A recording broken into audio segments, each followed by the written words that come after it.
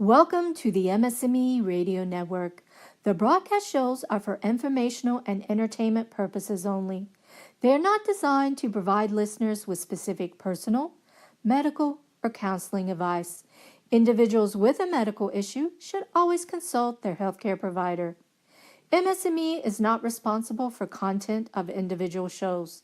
The views expressed by show hosts or the guests are their own. Enjoy the show.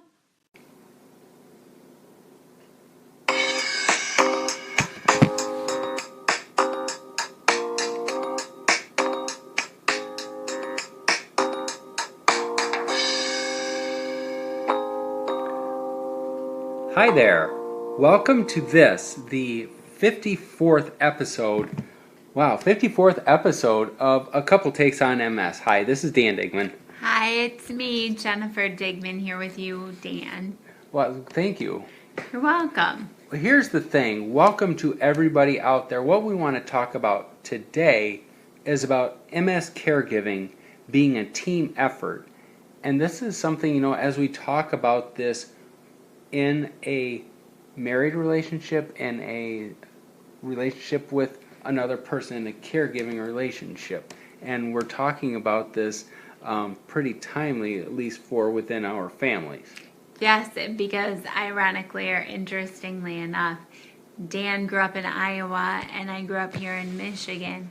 We didn't know each other, and once we started dating, it came to our attention that our parents were married 1 week apart from each other, and 51 years ago. Congratulations, Mom and Dad. Congratulations, Mom and Dad. My parents will be celebrating their anniversary, and then a week later, Dan's parents will be celebrating.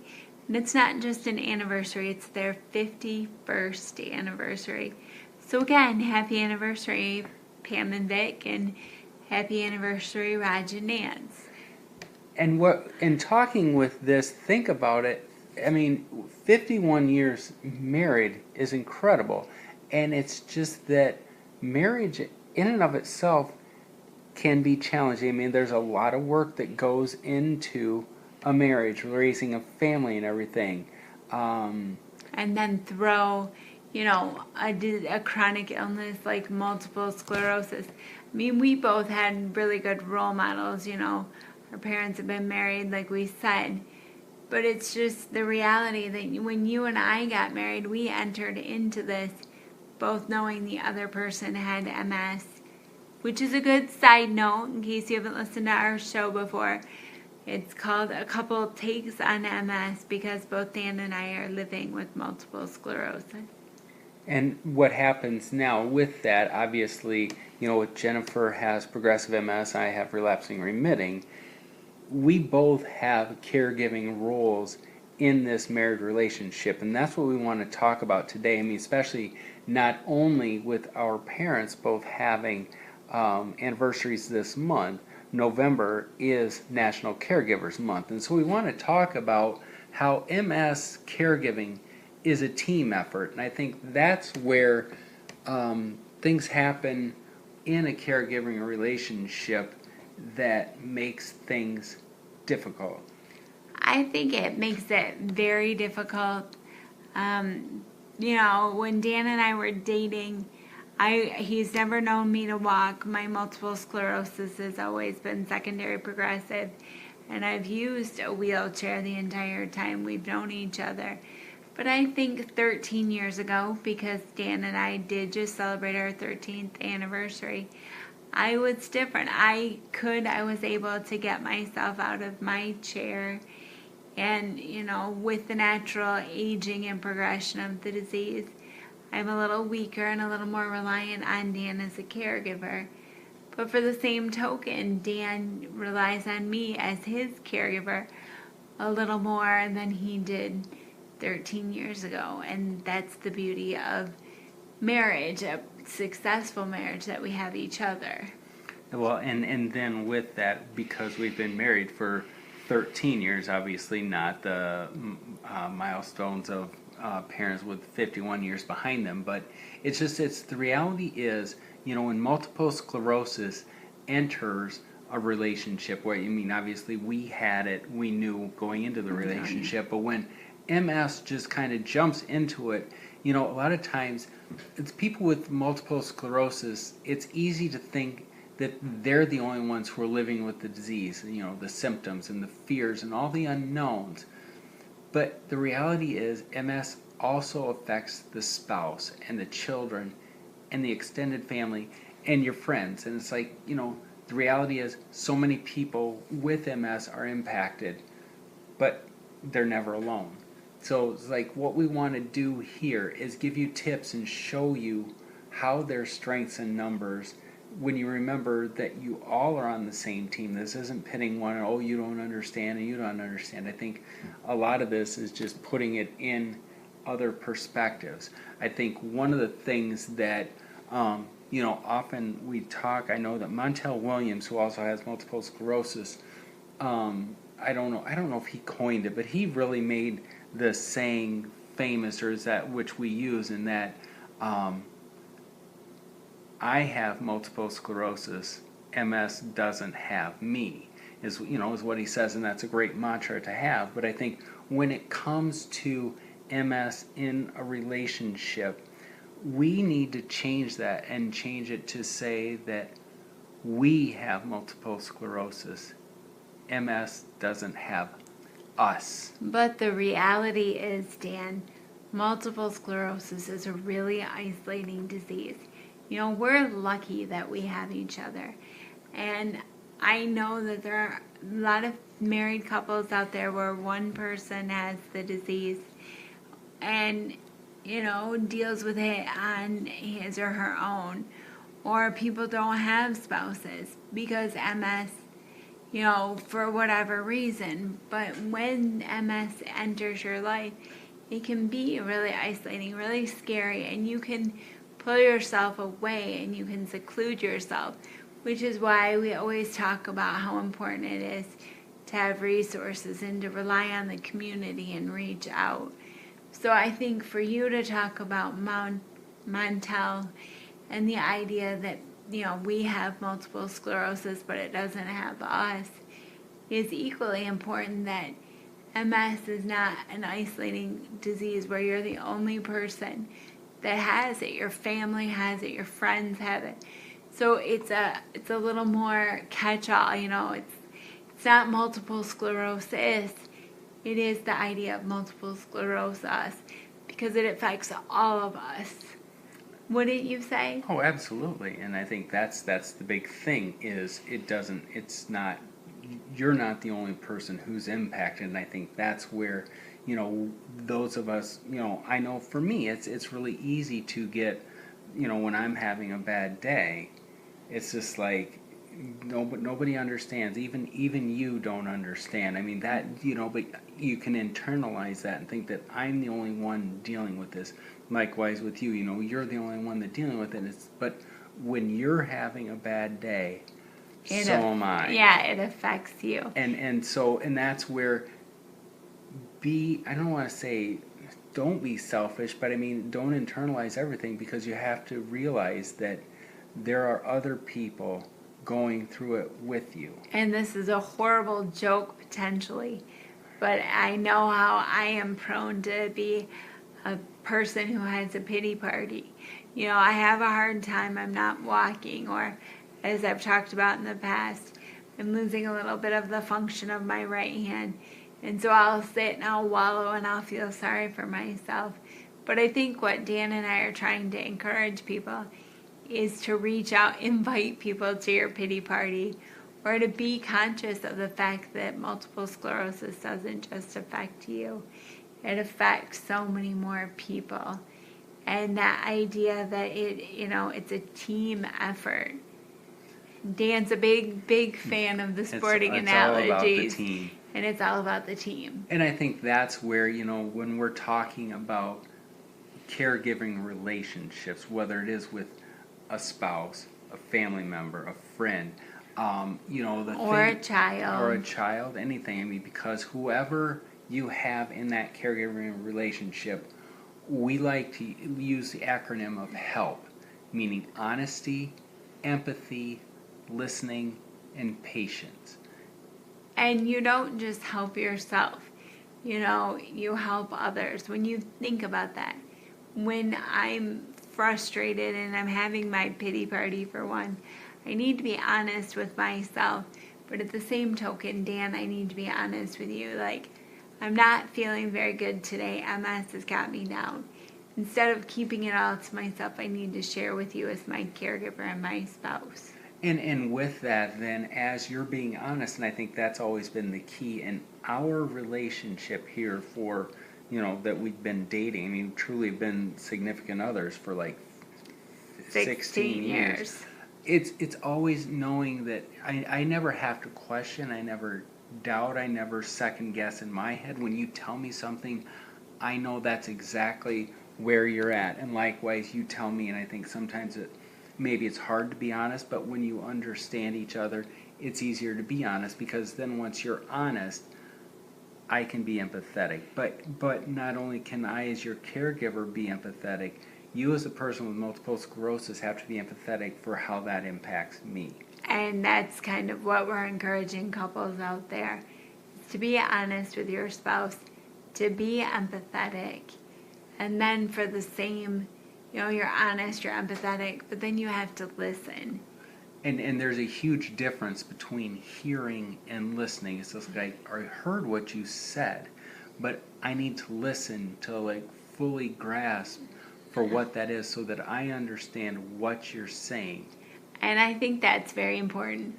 I know I hear a lot, or I read a lot about how people don't communicate as well, because this is the age of the smartphones, or we have so many devices to distract us. And so it's really easy to be having a conversation with a friend or your spouse, and you're talking, and sure, that person may think they hear you, but they're not listening. And so I think that's why it's so important for us to talk about hearing and empathy and listening, like really understanding, grasping, and letting what the other person is saying soak in. And with that, then, patience. And it's like patience. And it's just being on both parts. And I think yes. The easy example to use is like when you're cutting food or when you're feeding yourself, I have to be patient and not just up and step in. It's just like, I need to let you have that moment, the struggle, or you have to try it, you have to do it, and I can't just step in because it's not mine to do. However, we have that understanding and honesty that I know that when you need help, you will ask me. And for the same token, I have to be patient with you. When you get frustrated, I can't just instantly think, oh, wait, I can make it all better, and try and fix that. I have to be patient, because what you're going through, you need to go through. And sometimes it's not pleasant, but if you can remember that you're on the same team, you and your spouse or you and your caregiver, you're trying to defeat multiple sclerosis and make your life as best as you can. So you have to be patient. You have to be honest, empathetic, listen. Those are really good tips. Well, it's just to keep that in mind, then just to start almost like as the foundation for a strong caregiving relationship. I mean, whether or not you as a couple are dealing with multiple sclerosis, I mean, those are just great things to do anyway. Absolutely. But especially when you're dealing with an unpredictable, sometimes invisible kind of disease and everything. Or, a chronic illness like fibromyalgia or lupus. People get other things besides multiple sclerosis. And I think that's why it's really important to talk about the caregiving relationship beyond just the world of MS. Any couple can benefit from these tips. And it's really a good thing to remember that if you're on a team, all team members are important.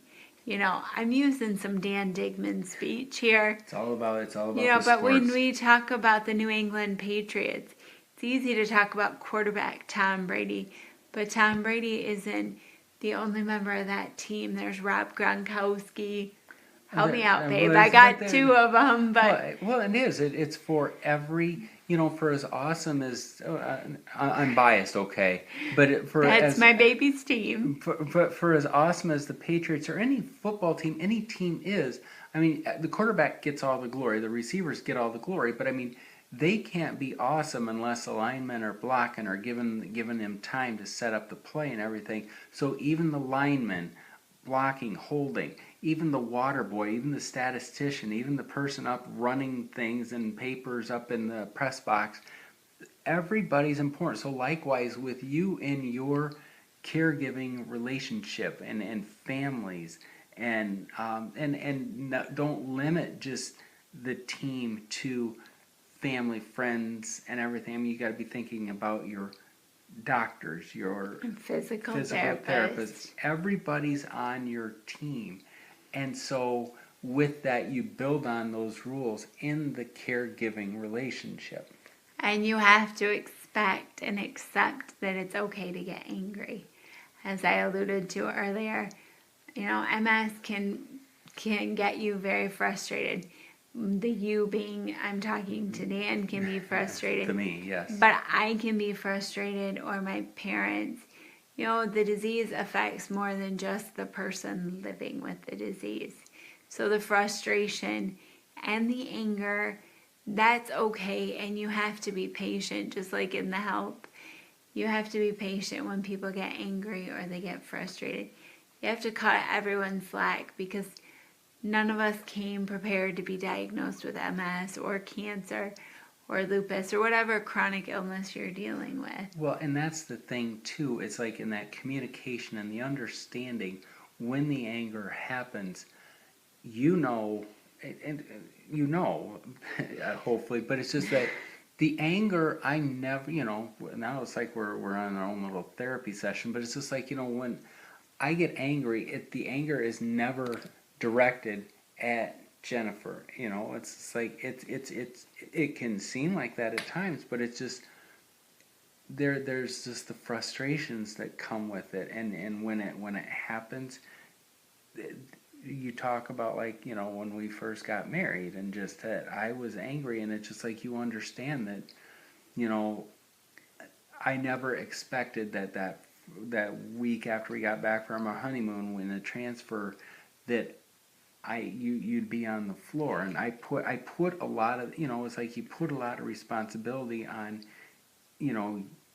yourself as the caregiver, and it's just like it's like that stuff should not happen on my watch. But with that, then you also I need to be patient with myself, or people need to be patient with themselves. Absolutely. And Dan's talking about an incident that happened shortly after we were married, and he was helping me transfer in the bathroom, and the transfer didn't go well, and I ended up falling, and he was very upset, and I was very upset. And rather than just sit and stew on that anger and that frustration, we moved on. And fortunately, we were able to look at that situation, and thank God I wasn't hurt and Dan wasn't hurt. Nothing hurt more than my pride. But we turned that incident, that anger, into something positive. We said, okay, how can we make that not happen again? We gave ourselves a little time to be angry or to be upset, but then we had to move on. And I think that's probably, my mom and dad, your mom and dad, they may say those were keys to their marriages. It's just you have to let that go. You gotta move on. Yes, it's not necessarily. It's a lesson. It's something learned, because you realize that, like, okay, well, this is what we have to do in the future. But you just realize, MS is unpredictable, and so it's like there's going to be things that happen that that you can never predict, that never. And that's life. I mean, that's life for anyone. But, fortunately, we are on a team. We're a married couple, or you have a caregiver, or you have, a significant other, somebody to help make up your team. And if you can remember that, there's a reason you're here together. And just keep your focus on that. And it's important to remember that your battle is with MS or whatever chronic illness you're dealing with. It's not with each other. And that's the big thing, is when you move forward together, that it's like you can, how do I say it? You're just like, I'm thinking of like an offense or defense, but I'm thinking that, I didn't mean, the quarterback, I didn't mean to throw the interception. That was not my intent. I apologize for that miscue. Well, the rest of the team's not going to get mad at me. You can be mad at me for that moment, but you just realize we're all trying to win the game. So it's just like, I'm not going to get frustrated with you, because we just need to move on, because all that does is bring down the team. It's like, how do we move forward? Absolutely. And, going back to that incident that happened when we were newlyweds, it's just the reality. Accidents happen. And they're called accidents for a reason. They're not on purposes. Dan didn't mean to fumble, for using another sports analogy. I totally fumbled. You didn't mean to fumble and have me fall on the floor. It was an accident. And you have to remember that, this is the caregiver or the significant other or the spouse or child that cares most about you. And we have to cut each other slack. It's a hard disease to live with on either end. When something frustrates you, it equally frustrates me, and that's when it's really important to remember we're in this together. And that is the big thing, is that, when all is said and done, the enemy is not you, is not me. No, and it's the idea, forgive maybe a little overused trite expression, but I remember the first time you ever said it. It's teamwork makes the dream work. When we work together, we work the most efficiently and the most powerfully, and our team is what makes this work. And I think that's just the key to, at least it's worked for us in a caregiving relationship. And I think it is just always remember to help each other. Be honest. Be empathetic. Listen, and listen and be patient. And I think it's put yourself in my shoes. I put yourself in your shoes. And that's where we can move forward the best, is like an understanding. That's how the teamwork, and that's how you remember you're on the same team. Absolutely. And there are so many, as we're talking about caregiving and relationships and just family, there are so many resources out there. As I mentioned earlier, that multiple sclerosis is a really isolating disease. For as much as it's an isolating disease, there are so many tools to get involved with other people living with multiple sclerosis. And I imagine for any chronic illness out there on the internet or support groups, no one should ever be alone. If you don't have a spouse living with the same condition you have, or if your spouse isn't as understanding as you would like him or her to be, reach out, find support, whether it be like for Dan and I with the National Multiple Sclerosis Society or the MS Foundation, or online in Facebook communities or on Twitter. There are so many resources so that you're not isolated and alone. This is a world that's huge. 2.3 million people are living with multiple sclerosis, according to numbers that are reported. Who knows, it could be many more. But because it's such a big world, with technology, we can make it seem so much smaller. And that's where, building off of the team aspect, or football, sports, whatever. It's like, if you're the head coach and stuff, you can reach out to other coaches. So, and quarterbacks, whatever, or just people, you can reach out to other people. So within those communities, you can find somebody else who's a caregiver. Well, just think, Dan, had you not reached out to get more people to interact with multiple sclerosis, or had I not got involved with the National MS Society 16 years ago, we never would have met. And you don't close can't- yourself off. No, and you can't isolate yourself. And you just have to accept or expect that it's going to be a frustrating disease to live with. And life can be frustrating, but if you reach out, it can make it easier, you know. Just to think about some of the tips that we use. I'm not saying it's perfect, it's difficult. I don't think anybody's life is perfect.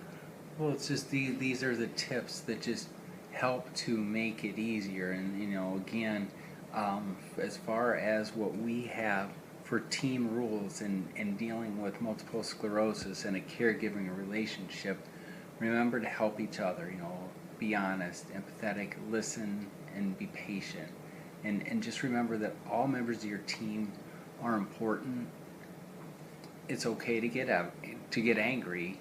And you need to turn that anger into something positive.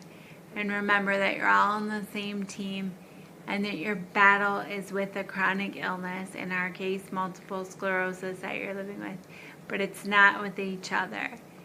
And that together, you know, the team will make your dream work. You know, you can do it when you rely on the other people in your life, whether it be a doctor, a spouse, a significant other, A friend, a child. Yeah, you have to reach out and don't be alone, because really there are so many people living with chronic illness that you should never feel alone. So thank you all for taking the time to check in with us here on this during National Caregiver Month.